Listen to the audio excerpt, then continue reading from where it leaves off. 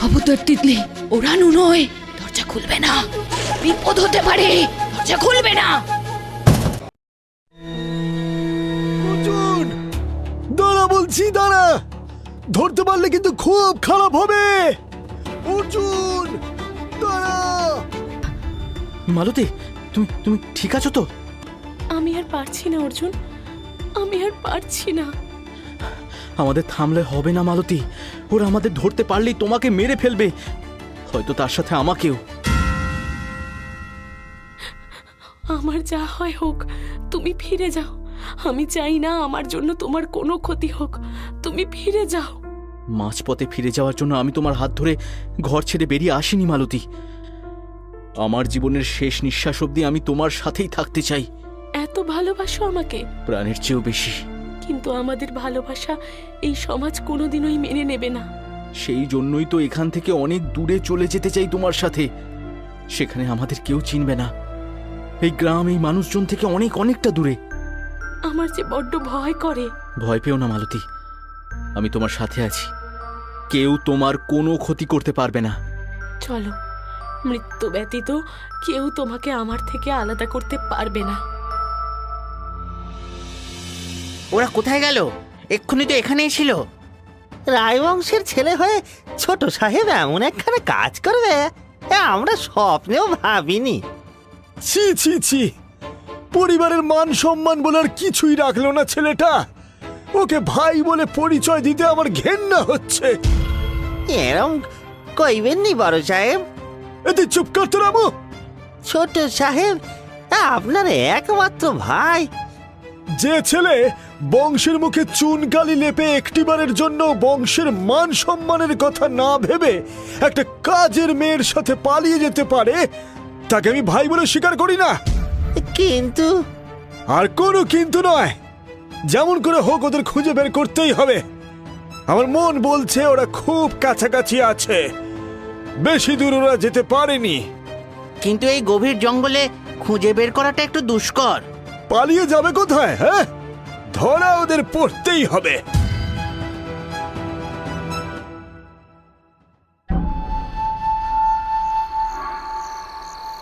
আরে ওই তো ওরা, ধরো ধরো। অর্জুন, তুই ফিরে আয়, না হলে রায়বাড়ির দরজা তোর জন্য চিরতরে বন্ধ হয়ে যাবে। ফিরে আয়। আমার মনে হয় না ওদিকটায় যাওয়াটা খুব একটা বুদ্ধিমত্তার কাজ হবে। তো কি হয়েছে? হ্যাঁ, ও যাই করুন, আপনার ভাই আর ফিরবে না বড় সাহেব।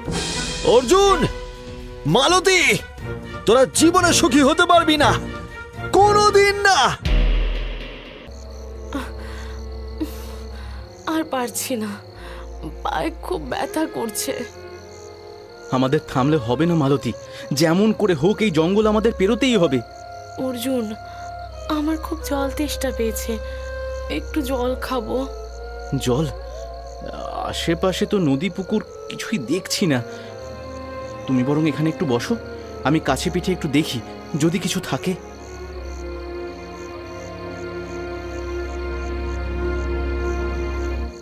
মালতী, ওদিকটা দেখো, একটা বাড়ি জাতীয় কিছু একটা রয়েছে, ভিতরে আলো জ্বলছে মনে হয়।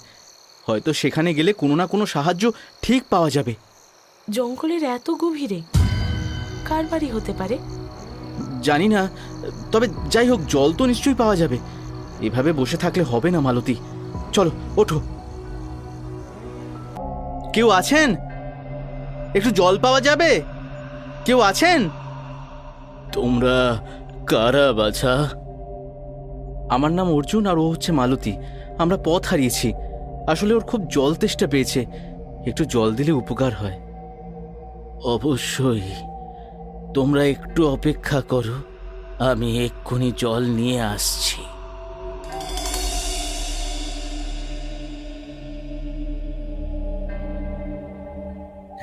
অনেক অনেক ধন্যবাদ। চলো মালতী, এখন যাই। দাঁড়াও বাছা, যেও না। এই রাত্রিরে অরণ্যের মধ্যে হেঁটে যাওয়া মোটেই বুদ্ধিমানের কাজ নয়। এখানে নানা বিপদ আছে, শুধু বন্য প্রাণী নয়, আরো অনেক অচেনা বিপদ।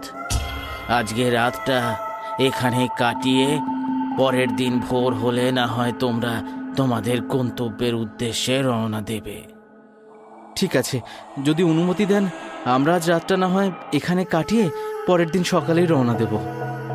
এসো, ভেতরে এসো আমার সাথে।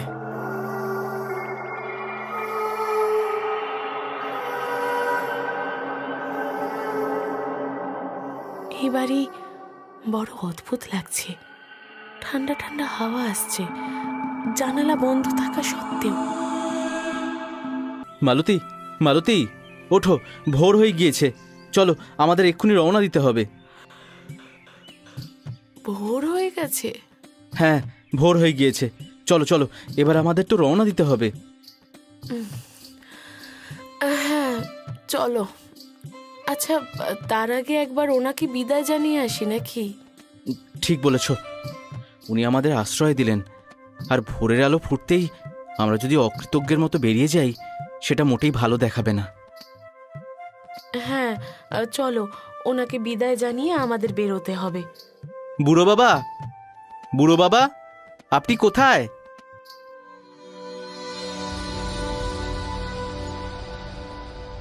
কই গেলেন বলো তো? কাল রাতে উনি তো এই ঘরেই ছিলেন, কিন্তু এখন নেই।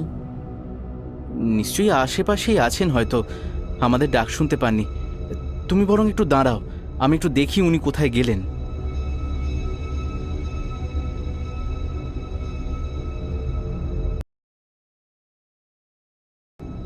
কি গো, খুঁজে পেলে ওনাকে? না, গোটা বাড়ি তন্ন তন্ন করে খুঁজেও ওনাকে কোথাও পেলাম না। নিশ্চয়ই জঙ্গলের দিকে গিয়েছেন। চলো, কি আর করা যায়, আমরা বরং রওনা দিই। দিনের আলো থাকতে থাকতে আমাদের জঙ্গল পেরোতে হবে। অর্জুন, আমার বড্ড খিদে পেয়েছে। কাল রাত থেকে কিচ্ছু খাইনি।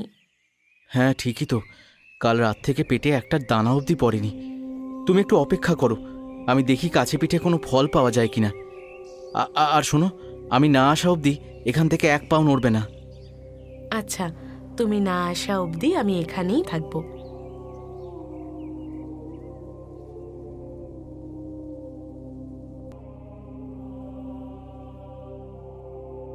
মালতী, দেখো আমি ফল এনেছি। তুমি কোথায়? মালতী, কোথায় তুমি? একটু আগে তো এখানেই ছিলে। কোথায় গেল মালতী? বাড়িতে তো কোথাও নেই। তাহলে কি জঙ্গলে? নাকি নাকি কোনো পশু ওকে টেনে নিয়ে গেল? নাকি কোনো অজানা ভয়ঙ্কর বিপদে পড়েছে মালতী? না না, এসব আমি কি ভাবছি? কিচ্ছু হয়নি ওর। আমি ওকে ঠিক খুঁজে বের করব। মালতী, তুমি কোথায়? মালতী, কোথায় তুমি?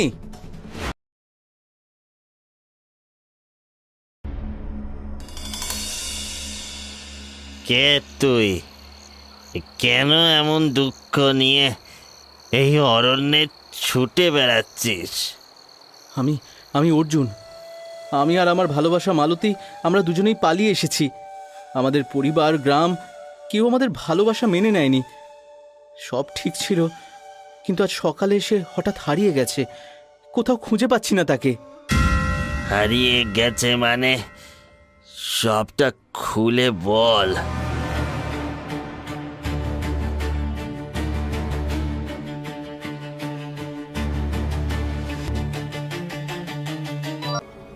না বাছা, এ কোনো সাধারণ ব্যাপার নয়।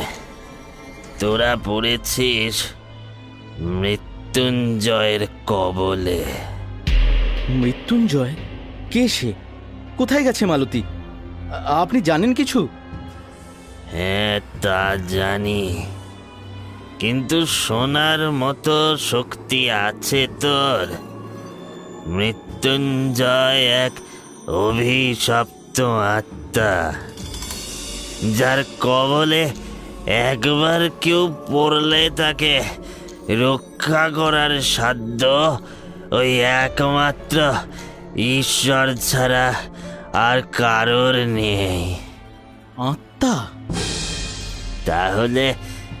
তাহলে শোন, আজ থেকে বছর 30 আগে। এই মৃত্যুঞ্জয় এতদিন আমাদের অনেক সর্বনাশ করেছে, আজ ওর অন্যায়ের সব হিসেব হবে। তোরা কি ভুল করছিস তোরা জানিস না? তোর মতো লোক বেঁচে থাকাটা আরো বড় ভুল। এ দানবের কোনো ক্ষমা নেই, মারো একে।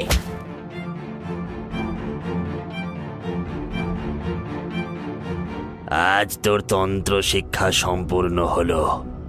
এই জ্ঞান আর শক্তিকে কখনো কোনো মানুষের অনিষ্ট করার জন্য নয়, মানুষের মঙ্গলের জন্য ব্যবহার করবি, বুঝেছিস? আমি আপনার কথা মনে রাখবো গুরুদেব। এই পিশাচকে মরতেই হবে, না হলে পুরো গ্রামটা শেষ হয়ে যাবে। মারো মারো, ভালো করে মারো, একে একেবারে প্রাণে মেরে ফেলো। আমি তোদের ছাড়বো না, পুরো গ্রাম আমি ছাড়খাড় করে দেবো। তুই বেঁচে থাকলে তো আমাদের ক্ষতি করবি। হ্যাঁ, গতবার তোকে ছেড়ে দিয়ে যে ভুল করেছিলাম, এবারে সেটা করবো না। তুই এতকাল আমাদের গ্রামের মেয়েদের, আমাদের পরিবারের অনেক সর্বনাশ করেছিস, আর না।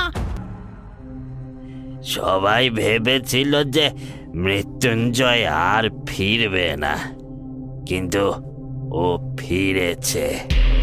অপঘাতে মৃত্যুর ফলে মৃত্যুঞ্জয়ের আত্মার সদ্গতি হয়নি।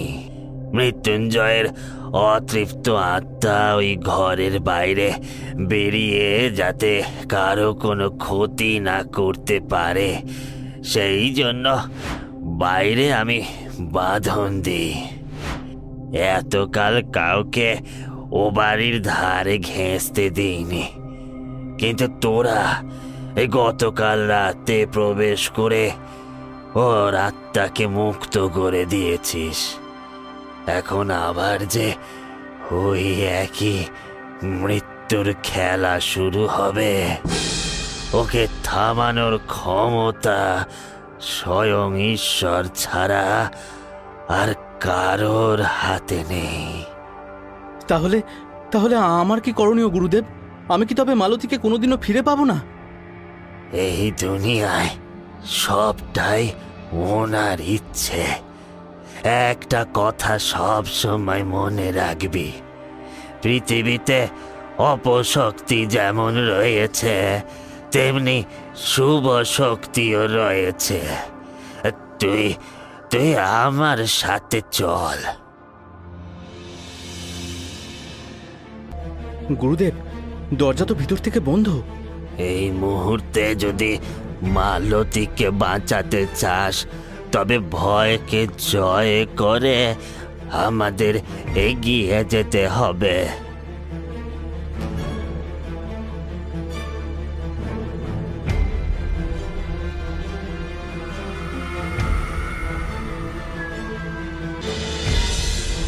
ওই আয়না আজ সকালেও একদম জোড়া লাগা ছিল, কিন্তু এটা ভাঙলো কি করে? এটাই তো ওই মৃত্যুঞ্জয়ের খেলা। আয়নাটা কোনো কাজ নয়, এ এক অভিশপ্ত দ্বার। তাহলে মালতী? আমি নিশ্চিত এই আয়নার ভেতরেই মালতী বন্দি আছে। এটা তো কিছুতেই ভাঙছে না। হাতে কিছু ভারী ধাতব অস্ত্র ব্যতীত এই আয়না ভাঙা অসম্ভব। কোনো দ্বিধা না করে নিজের শেষ শক্তি দিয়ে আঘাত কর।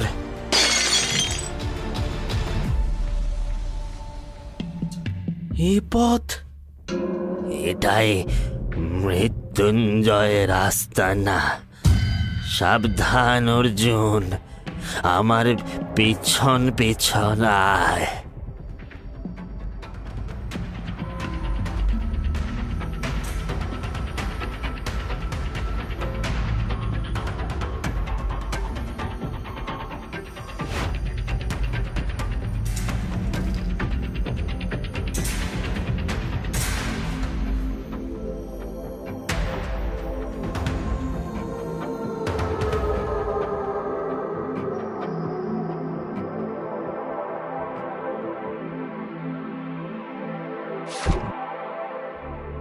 এত হাড়গোড়! এরা সবাই মৃত্যুঞ্জয়ের শিকার। খুব সাবধানে। মালতী, নিজের ভালোবাসাকে বাঁচাতে এসেছিস, পারবে না। ও এখন আমার। শুধু অর্জুন একা নয়, আমিও এসেছি। গুরুদেব, ভালোই হয়েছে আপনি এসেছেন। অনেক পুরনো হিসেব বাকি আছে। এসব করিস না মৃত্যুঞ্জয়, মেয়েটাকে তুই মুক্ত করে দে। কখনো না। খবরদার মৃত্যুঞ্জয়, আমি তোমাকে শেষবারের জন্য সাবধান করছি, মালতীকে ছেড়ে দাও। যদি ওকে না মুক্ত করি তাহলে কি করবি? আমি ভালোবাসার জন্য যেমন প্রাণ দিতে পারি তেমন প্রাণ নিতেও পারি। যাই হয়ে যাক, তোমার মতন দুষ্টের কবল থেকে আমি আমার ভালোবাসাকে রক্ষা করবই। পারলে বাঁচিয়ে নে তোর ভালোবাসাকে। হাস্যকর, আজকে রাতটা হলো আমার, তোরা আমায় আটকাতে পারবি না। এই যজ্ঞের পর মালতীকে নিজের করে নেব আমি। থাম মৃত্যুঞ্জয়, এই অপবিত্র যজ্ঞ যদি সফল হয় তবে তোর অপশক্তি আরো শতগুণ বেড়ে যাবে। এ আমি কিছুতেই হতে দেব না। গুরুদেব, আপনি আমায় এ তন্ত্র শিখিয়েছিলেন আর আজ সেটাই থামাতে এসেছেন। অনেকটা দেরি হয়ে গেছে। বাচ্চা অর্জুন, মন দিয়ে শোন। যজ্ঞ সফল হবার আগেই আমাদের কুণ্ডের আগুন নিভিয়ে ফেলতে হবে। এটাই একমাত্র উপায়। আমি বুঝেছি গুরুদেব। নির্বোধ, তোর সাহস কি করে হলো এই কাজ করার? আমি তোকে কিছুতেই সফল হতে দেব না। এই মূর্খ ছেলেটার জন্য বেঘোরে আপনার প্রাণটা যাবে, কিন্তু কি আর করা যায়, আমার পথে বাধা সৃষ্টি করা কারোর বাঁচার অধিকার নেই। অর্জুন, আমার ত্রিশূলটা নে। এই ত্রিশূল আমায় আমার গুরুদেব দিয়েছিলেন আশীর্বাদ স্বরূপ। দৌড়ে গিয়ে এক্ষুনি ওকে এফোর ওপর করে দে। আর যাই হয়ে যাক না কেন, পিছন ফিরে তাকাবি না। যা। আমি মরতেও রাজি, কিন্তু মালতীকে যে আমায় ফেরাতেই হবে। এই সামান্য ত্রিশূল নাকি আমাকে হত্যা করবে? মৃত্যুঞ্জয়, আমি অজেয়, আমি অমর, আমি মৃত্যুঞ্জয়।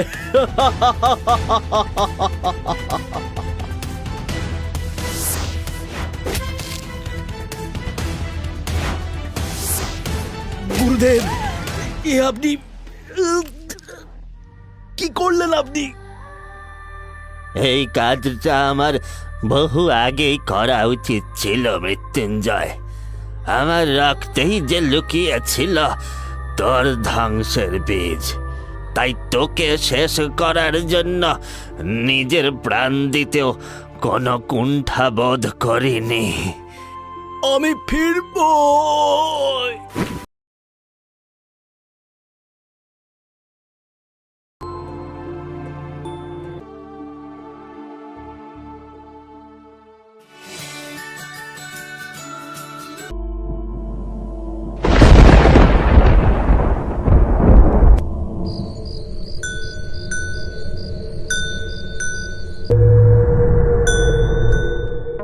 এই হারু, একটু তাড়াতাড়ি চল ভাই, এই তাল বাগানটা পেরোতে পারলে বাঁচি।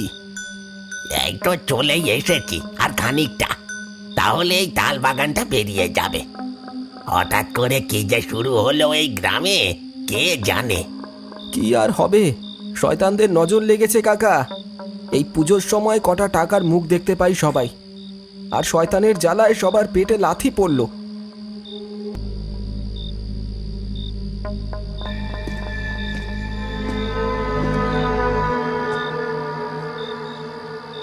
কি রে নিতাই, এত গন্ধ আসছে কোত্থেকে? বসে বসে পাত দিচ্ছিস নাকি? হ্যাঁ, কি সব বলছো? নিজে মূলোর তরকারি দিয়ে ভাত খেয়ে এসে পাদ মারে, আবার আমার নামে চালাচ্ছ। বাপ রে, এটা তো মরা পচার গন্ধ। পেটের ভাত যে গুলিয়ে গুলিয়ে উঠে আসছে মুখ দিয়ে। কাকা, কিছুই তো বুঝতে পারছি না, এ কি হচ্ছে? এই মরা পচার গন্ধ কোথা থেকে আসছে বলো তো?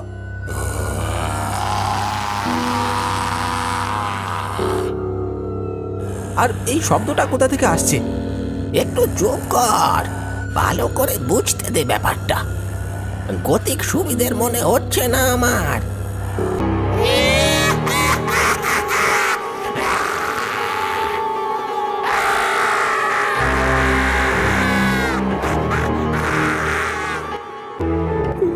ওটা কি গো কাকা? মানুষ নাকি অন্য কিছু? বাঁচতে হলে মুখটা একটু বন্ধ কর নিতাই। এই হারু, তুই বসে বসে কি রঙ্গ দেখছিস? মরবি নাকি পিশাচের হাতে? জোরে গরুটাকে ছোটা। এ পুজো তো এগিয়েই এলো, তোমরাই বলো কি করে কি হবে এবার?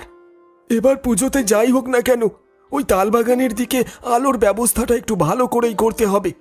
যেসব ঘটনা ঘটে চলেছে গ্রামে, তাতে তো আর অন্ধকারে হাঁটা চলা করা যায় না। হ্যাঁ রে হারাধন, কথাটা তুই ঠিক বলেছিস। আমিও এটা নিয়ে ভাবছিলাম। ওই পশ্চিম দিকের আলোটা একটু কমিয়ে দিয়ে তাল বাগানের দিকে একটু বেশি করেই দেওয়া হবে এবারে। না না কুড়ো, এটা করলে হয় নাকি? তাহলে তো আবার ওই দিকটা অন্ধকার হয়ে যাবে। সেরকম হলে সবাই একটু বেশি করে চাঁদা দিয়ে এবারে পুজোটা করতে হবে।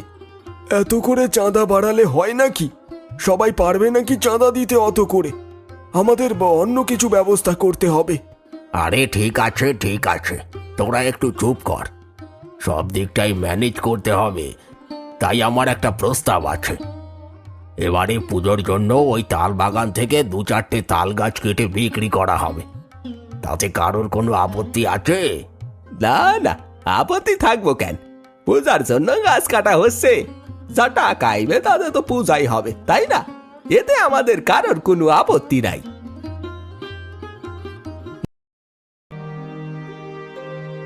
কি সব কথা বলছিস রে? এসব সত্যি নাকি? এই রাতের বেলা গাঁজা খেয়ে এসে পাগলামো করছিস? না না খুড়ো, ভোলা ঠিক কথাই বলেছে। আমরা 3 জনেই নিজের চোখে দেখেছি ওই পিশাচকে একটা লাশকে টানতে টানতে ওই তাল গাছের ওপরে উঠে গেল। বলিস কি রে, তোরা এইসব নিজের চোখে দেখেছিস? এ ভগবান, এ আবার কোন পিশাচ এসে বাসা বাঁধলো আমাদের এই ন্যাড়াহাটির গ্রামে?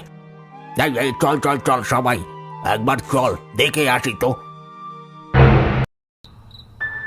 আয় আয়, সবাই একবার এইখানে আসো, দেখো কি ভয়ঙ্কর দৃশ্য।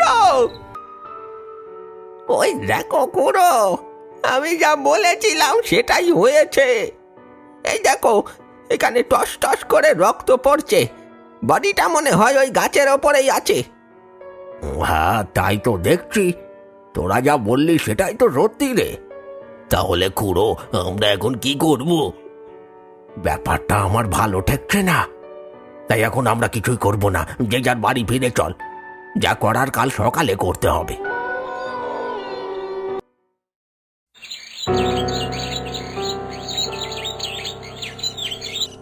তোমরা সবাই শোনো, কালকে এই তাল বাগানে যেসব দৃশ্য দেখা গেছে তাতে স্পষ্ট বোঝা যাচ্ছে এই গ্রামে কোনো পিশাচ আস্তানা গেড়েছে। বেশি দেরি না করে যা করার আজকেই করতে হবে। তাই নিতাই আর হারুকে পাঠানো হয়েছে ভৈরব ওঝার কাছে। তিনি এলে কি করতে হবে আর কি করতে হবে না সব বলে দেবেন। আসুন বাবা, আসুন। আপনি সবই শুনেছেন ওদের মুখ থেকে, আর আমি কি বলি বলুন? এবার আপনি বলুন, আমরা কি করব? আমি সবই শুনেছি ওদের মুখ থেকে। চল, আগে আমাকে ওই তাল বাগানে নিয়ে চল, তারপর আমি বলছি কি করতে হবে। তার আগে 2 জনকে নিয়ে যেতে হবে যারা ওই তাল গাছ কাটতে পারবে।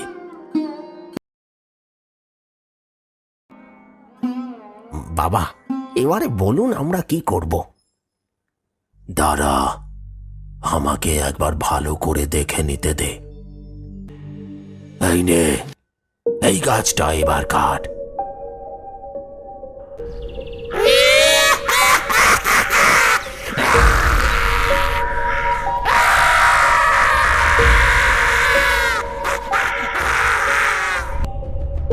বাবা, এইবারে আমরা কি করব বাবা? গাছ কাটার ফলে ওই পিশাচ যে রেগে গেছে। ভয় পাস না তোরা, গাছ কাট, যা করার আমি করব।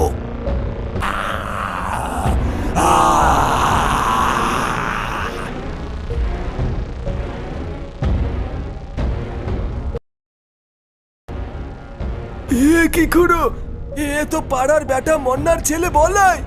বেশ কয়েকদিন ধরে ওকে খুঁজে পাওয়া যাচ্ছিল না। তার মানে পিশাচ ওকে এই তাল গাছে আটকে রেখেছিল। সবাই একে নিয়ে যাও, ওর সৎকারের ব্যবস্থা করো। অনেক দিন হয়ে গেছে ওই পিশাচ ওকে এই গাছে বন্দি করে রেখেছে, আর শরীর থেকে মাংস ছিঁড়ে ছিঁড়ে খেয়ে নিজের ক্ষুধা মিটিয়েছে। এবার যা করার আমি করব। আজকে রাতে সেই পিশাচের শেষ রাত।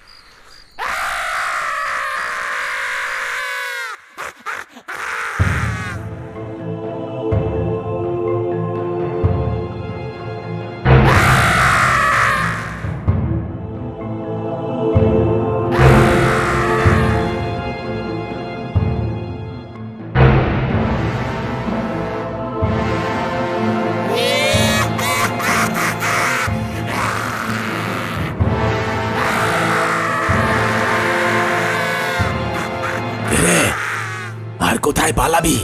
তোর সব চেষ্টাই আজ বৃথা হবে। এতদিন অনেক মানুষের অনেক ক্ষতি করেছিস, এবার তোর পাপের শাস্তি হবে। কে আমায় শাস্তি দেবে? তুই দিবি? তার আগে তোর ঘাটটা পটাং করে মুটকে দেব।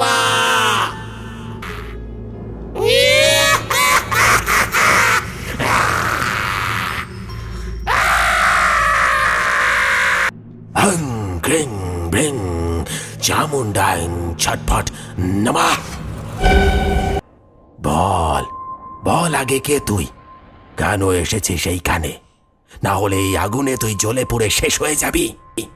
বলছি বলছি বলছি আমি পরাণ ঘোষ। পাশের গ্রামে আমি থাকতাম। আমার দুই ছেলে সম্পত্তির লোভে আমাকে খুন করেছে।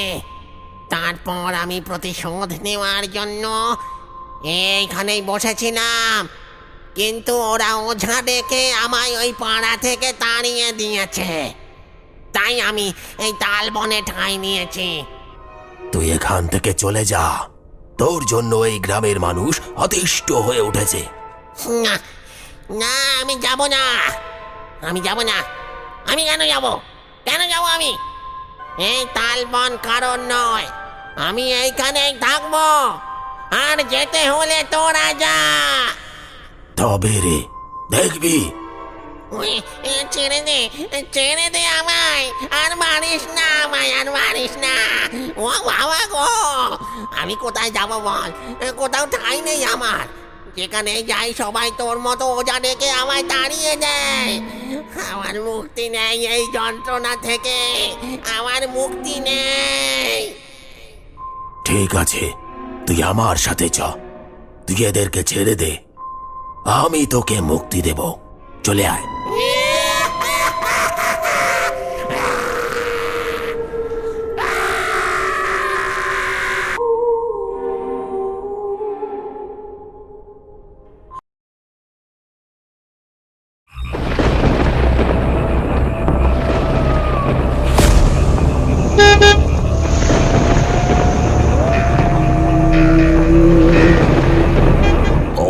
ও দাদা বলি ঘুমিয়ে পড়লেন নাকি?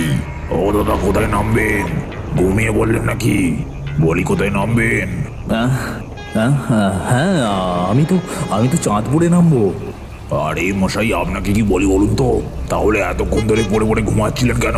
চাঁদপুর তো সেই কখন ফেলে চলে এসেছি। হ্যাঁ, কি? একটু চোখটা লেগে গিয়েছিল। এখন কি করা যায়? আপনি এক কাজ করুন, আপনি এখনই নেমে পড়ুন, আমি বাস দাঁড় করাচ্ছি। এই বাস দাঁড় করাও, একবার দাঁড় করাও। আপনাদেরকে নিয়েও না আর পারা যায় না, পড়ে পড়ে ঘুমাবেন। আর এখন এক কাজ করুন, আপনি নেমে একটা ফিরতি বাস ধরে চলে যান। এই চলো চলো। না, তাড়াতাড়ি একটা ফিরতি বাস না পেলে খুব বিপদের মধ্যেই পড়তে হবে। আর যদি ঝড় ওঠে তাহলে তো আর বলার কথাই নয়। এক কাজ করি, হেঁটে হেঁটে কিছুটা পিছিয়ে যাই। যদি রাস্তার ধারে কোনো ঘরবাড়ি দেখতে পাই তাহলে অন্তত ঝড় উঠলে আশ্রয় নিতে পারবো।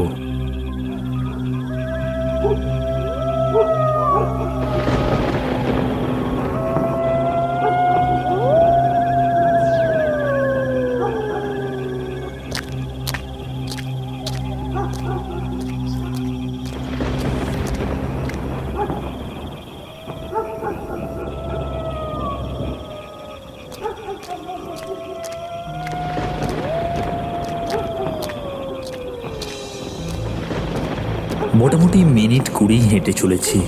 না কোনো ঘরবাড়ি, না কোনো বাস, কোনো কিছুই পেলাম না। এদিকে পশ্চিমের আকাশ সমস্তটাই ঘন কালো মেঘে ঢেকে গেছে। চারিদিকের বাতাস কেমন শান্ত হয়ে পড়েছে। আশেপাশে কেমন একটা গুমোট ভাব, ঠিক ঝড় ওঠার আগের মুহূর্ত।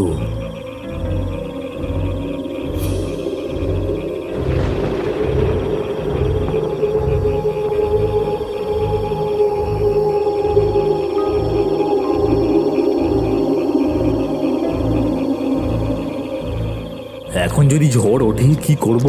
এই ফাঁকা রাস্তার মাঝখানে দাঁড়ানোর মতো তো কোনো জায়গা নেই। কেন যে মরতে বাস স্ট্যান্ডের আগেই নামতে গেলাম? বাস স্ট্যান্ডে নামলে তো এই বিপদের মধ্যে পড়তে হতো না। ওই তো, ওই দিকে একটা লোক যাচ্ছে মনে হচ্ছে না? এই যে শুনছেন, আপনি কি এখানেই থাকেন? কি হয়েছে কি? এত চিৎকার করছেন কেন? আমি খুব বিপদের মধ্যে পড়েছি। এক্ষুনি তো ঝড় উঠবে মনে হয়। এখানে আশেপাশে কোনো আশ্রয়ের মতো জায়গা হবে? কেন হবে না? নিশ্চয়ই হবে, আমার সাথে আসুন।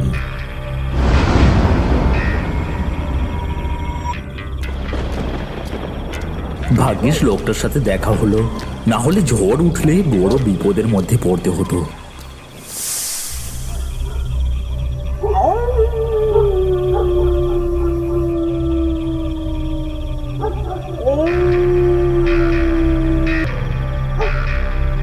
কটা বাজে যে সবাই ঘুমিয়ে পড়ল? আমি হাত ঘড়িটার দিকে তাকালাম। ঘড়িতে 8টা বেজে 30 মিনিট। আমি যখন বাস থেকে নামছিলাম তখন একবার হাত ঘড়িটার দিকে লক্ষ্য করেছিলাম। তখনও ঘড়িতে বেজেছিল 8টা বেজে 30 মিনিট।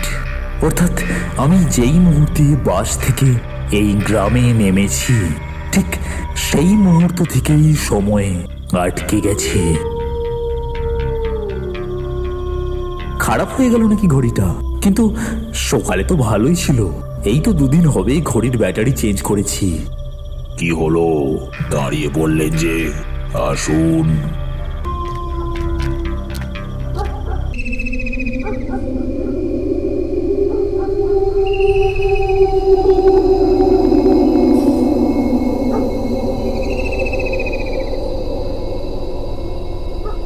যাক, ভালোই হলো। যদি না বাস পাই, আজকে রাতটা অন্তত কারোর না কারো বাড়িতে আশ্রয় হয়ে যাবে।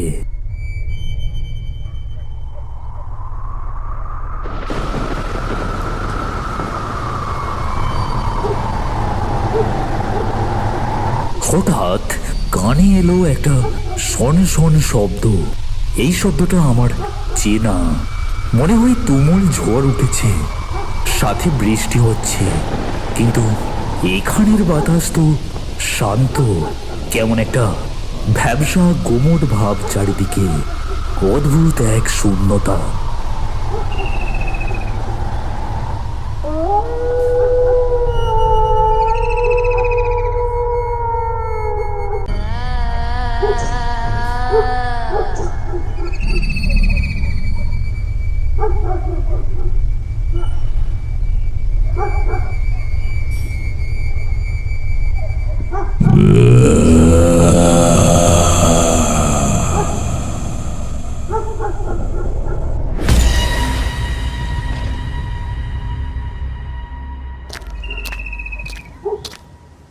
কি হচ্ছে সব?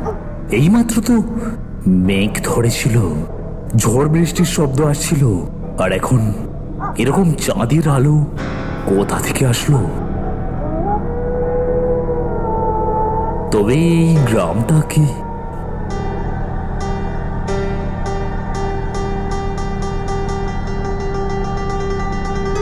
আসুন।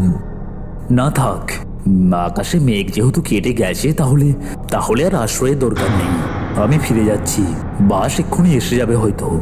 আসছি। দাঁড়ান, বাইরের জগতে এখনো বৃষ্টি হচ্ছে। মানে কি বলতে চাইছেন আপনি? কি বলছেন? বাইরের জগৎ আর এই গ্রামটা আলাদা নাকি? না, কিছু না। আপনি যখন অতিথি হয়ে আমার চৌকাঠে এসে দাঁড়িয়েছেন, তখন কিছু না খেয়ে কি আপনাকে যেতে দিতে পারি? আসুন, ঘরের ভেতরে আসুন। আপনি একটু বিশ্রাম করুন, আমি রান্না চাপাচ্ছি। এই বলে লোকটা ঘরের ভেতর থেকে চলে গেল। সারাদিনের খাটুনি আর বাস জার্নির কারণে শরীরটা বেশ ক্লান্তই ছিল, তাই আর দেরি না করে শুয়ে পড়লাম। জানি না লোকটা কি খাবার দাবারের ব্যবস্থা করবে, খিদেও পেয়েছে খুব। লোকটা পাগল কিনা জানি না, তবে অদ্ভুত তার কথাবার্তা। এরকম ভাবে হুট করে এই অদ্ভুত জায়গায় অচেনাই লোকটার বাড়িতে আশ্রয় নেওয়াটা নিশ্চিত রূপেই মোটেই ভালো হয়নি। কিন্তু আমি নিরুপায়। ঘুমে চোখ জুড়িয়ে এসেছে অনেকক্ষণ। সারাদিনের এত ক্লান্তি সহজেই ঘুম এনে দেয়।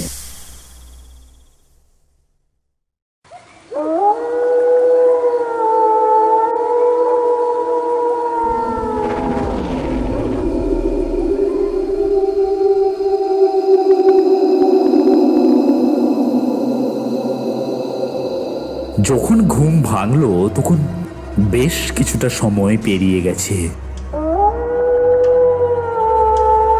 লোকটা এখনো খাবার নিয়ে আসেনি। অনেকক্ষণ তো হলো, লোকটা গেল কোথায়? আমি বিছানা ছেড়ে উঠে দরজার সামনে এগিয়ে গেলাম।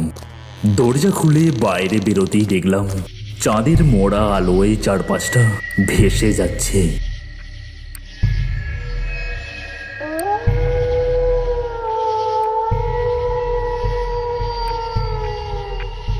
বাড়ির ঠিক সামনে উনুনের উপরে চড়ানো আছে দুটো বড় বড় হাঁড়ি, তাতেই গরম জল টকবক করে ফুটছে।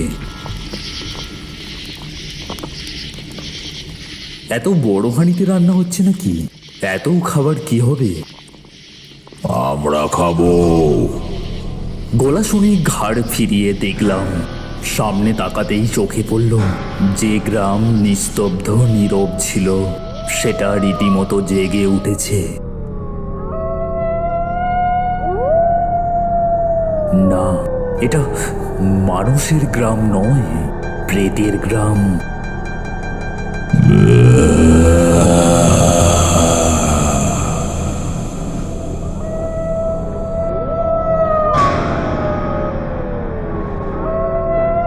সেখানে বিভৎস বিকট সব ভূতের আঁকড়া। কারো হাত নেই, কারো পা নেই, কারো গলা কাটা, কেউ বা মুন্ডহীন। কারো কারো শরীরের মাংস খসে গিয়ে কেবল হাড় জিরজির করছে।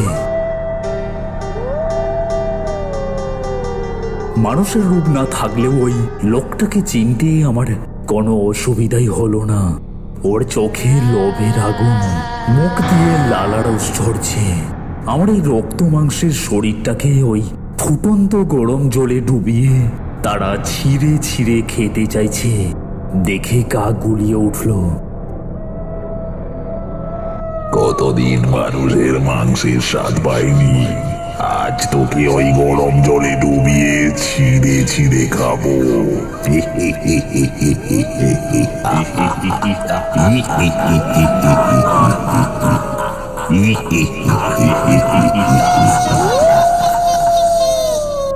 আজ তোকে এই গরম জলে ডুবিয়ে ছিঁড়ে ছিঁড়ে খাবো।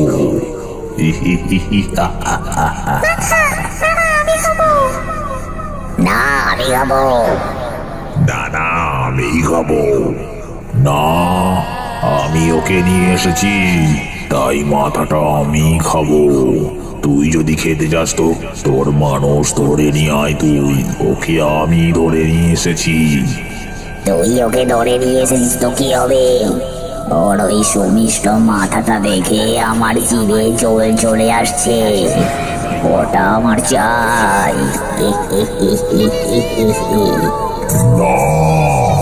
চাই আমার। আমি আমার ভাগে ছাড়বো না, মাথাটা আমারই চাই। আমি ওকে ধরে এনেছি, মাথা আমার। এই কাদের পাল্লায় এসে পড়লাম আমি? ওই ফুটন্ত হাড়ির জলে কি ওরা আমাকে রান্না করে খেতে চাইছে? আমাকে পালাতে হবে, পালাতেই হবে এখান থেকে। সারি সারি প্রেতের দল তখন এসে জমা হয়েছে। আমি আমার ভাগে ছাড়বো না। নিজেদের মধ্যে তুমুল ঝগড়া শুরু করেছে তারা। কেউ চাইছে আমার মুন্ডুটা ছিঁড়ে খেতে, কেউ বা চাইছে আমার হাত পা গুলো ছিঁড়ে খেতে। ভয়ে আতঙ্কে আমার গলা শুকিয়ে কাঠ, শরীর ঠক ঠক করে কাঁপছে। কি বিভৎস, কি ভয়ানক উন্মত্ততা! সেই প্রেতের দল নিজেদের মধ্যে কথা কাটাকাটি শুরু করেছে। এই মানুষের বাচ্চাটাকে নিয়ে কি করতে চাও? ওকে ওই গরম জলে ডুবিয়ে দাও। হ্যাঁ হ্যাঁ, ডুবিয়ে দাও ওকে। কচি কচি করে কেটে ওকে ওই জলে ডুবিয়ে খাবো। আমি ধীরে ধীরে সেখান থেকে পিছিয়ে আসতে লাগলাম। কোন রকমে আমাকে পালাতে হবে এখান থেকে।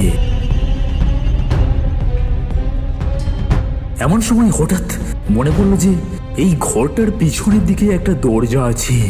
কোন রকমে ঘরে ঢুকে দরজা আটকে দিয়ে পিছনের ওই দরজা দিয়ে দৌড়ে পালিয়ে যেতে পারলেই হয়তো এই বিপদের হাত থেকে রক্ষা পেতে পারি। সেই প্রেতের দল তখন নিজেদের মধ্যে তর্ক বিতর্ক ব্যস্ত। আমি তাই করলাম, এক দৌড়ে ঘরে ঢুকে দরজা আটকে দিয়ে পিছনের দরজা দিয়ে দৌড় দিলাম। এই ধর ধর ধর ধর, পালাচ্ছি, ধর ধর ধর। পালাতে পারবি না। এক নিঃশ্বাসে দৌড়ে কোন রকমে সেই গ্রাম ছেড়ে রাস্তায় উঠলাম। গ্রামের সীমানা পেরিয়ে আসার সাথে সাথে লক্ষ্য করলাম বাইরে তুমুল ঝড় বৃষ্টি হচ্ছে। কালবৈশাখীর ঝড়ের সাথে মুহুর মুহুর বৃষ্টিতে ভেসে যাচ্ছে চারিদিক।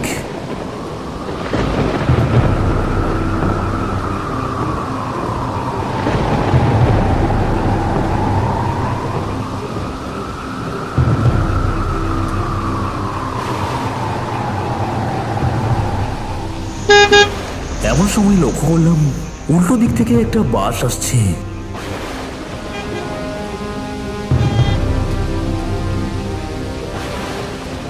এই বাস দাঁড় করাও, আমি চাপবো।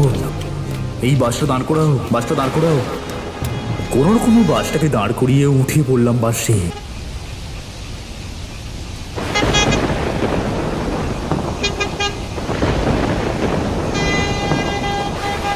কি ব্যাপার?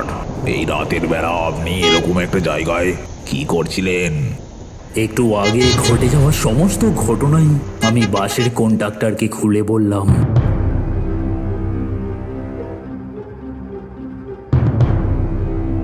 কি আপনি ওই গ্রামে ঢুকেছিলেন?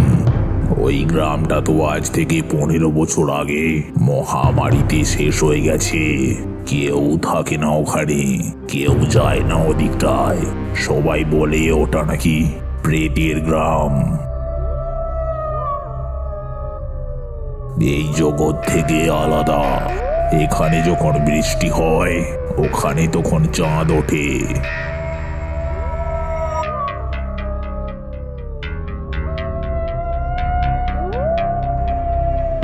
আপনার ভাগ্য ভালো, এই ঝড় জলের কারণে ওদিকে রাস্তার উপর গাছ উপড়ে পড়েছিল। এই বাস 2 ঘন্টা আটকে ছিল ওখানে, তাই তো এই মাঝরাতেও বাসটা পেয়ে গেলেন। মাঝরাতে মানে এখন কটা বাজে? আমি হাত ঘড়িটার দিকে তাকালাম। ঘড়িটা আবারও টিক টিক শব্দে চলতে শুরু করেছে। ঘড়িতে 12টা বেজে 20 মিনিট।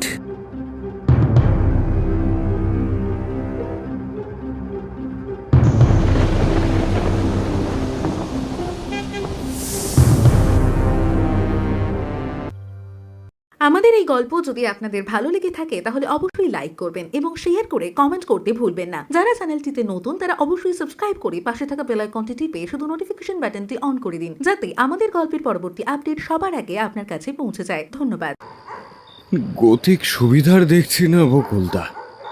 একটু পরেই যদি বৃষ্টি নামে তাহলে ভিজে একসা হতে হবে।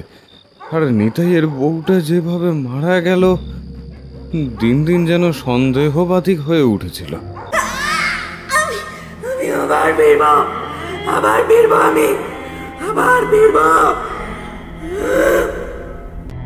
ভাই, এই সময় ওসব কথা কেন বলছিস?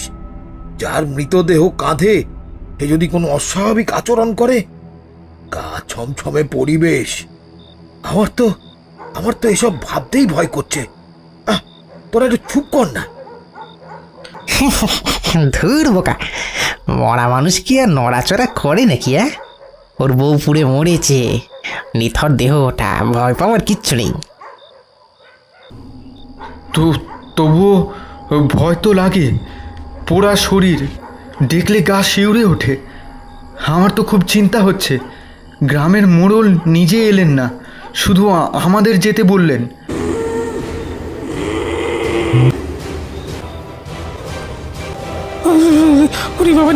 ফিরে এসেছি, কিন্তু মরে যাবার পরেও আমি ফিরে এসেছি।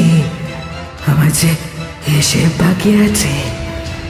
আমি যে কষ্ট পেয়ে মরেছি আর তুমি এদিকে রসনা তৃপ্তি করছো। এবার তোমার শেষ দেখে আমি যাব। এখান থেকে তোকে নিয়ে যেতে কেউ আসবে না। তুই আর তোর এই বোন সকলকে এই আগুন গ্রাস করবে।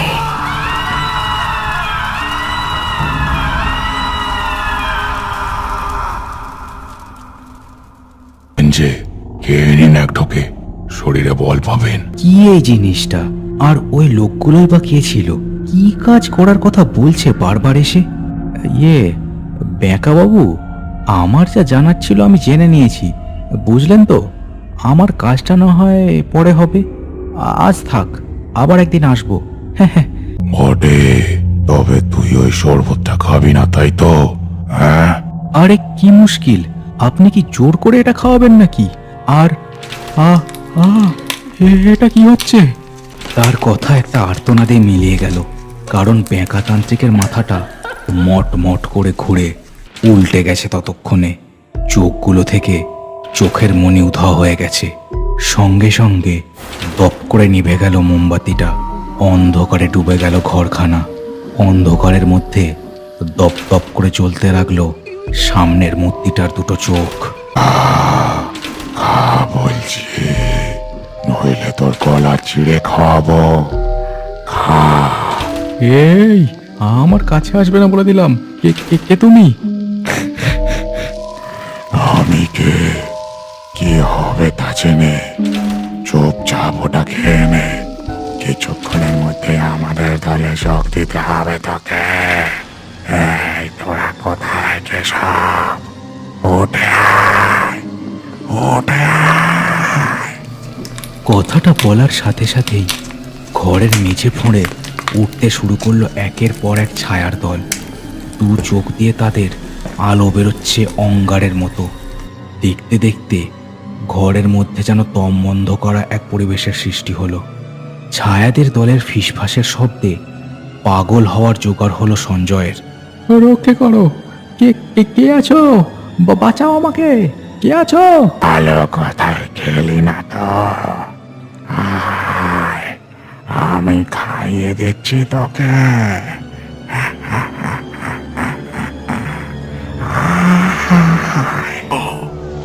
বলছি।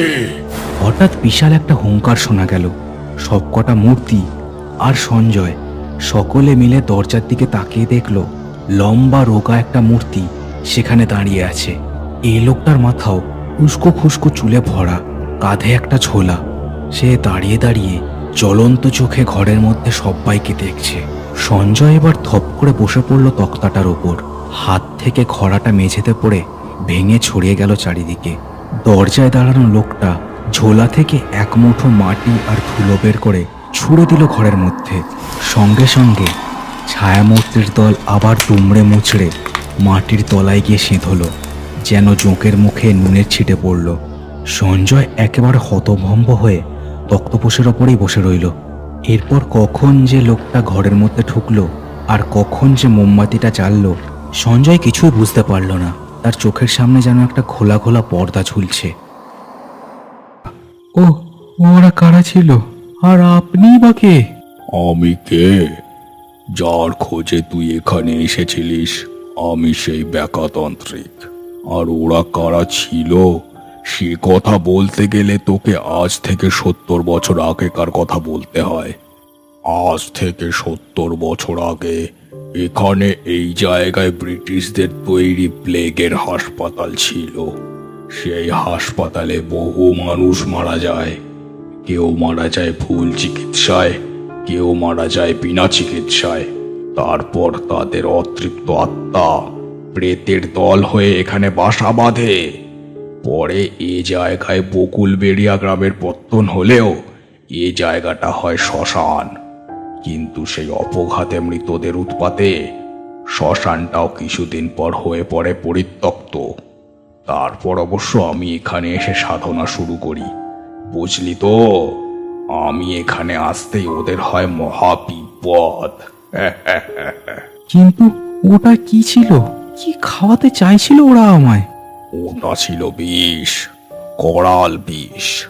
ওটা খেলে তোর মৃত্যু হতো অপঘাতে। আর এখানে অপঘাতে যে মারা যায় সে বাধ্য হয় ওদের দলে যোগ দিতে।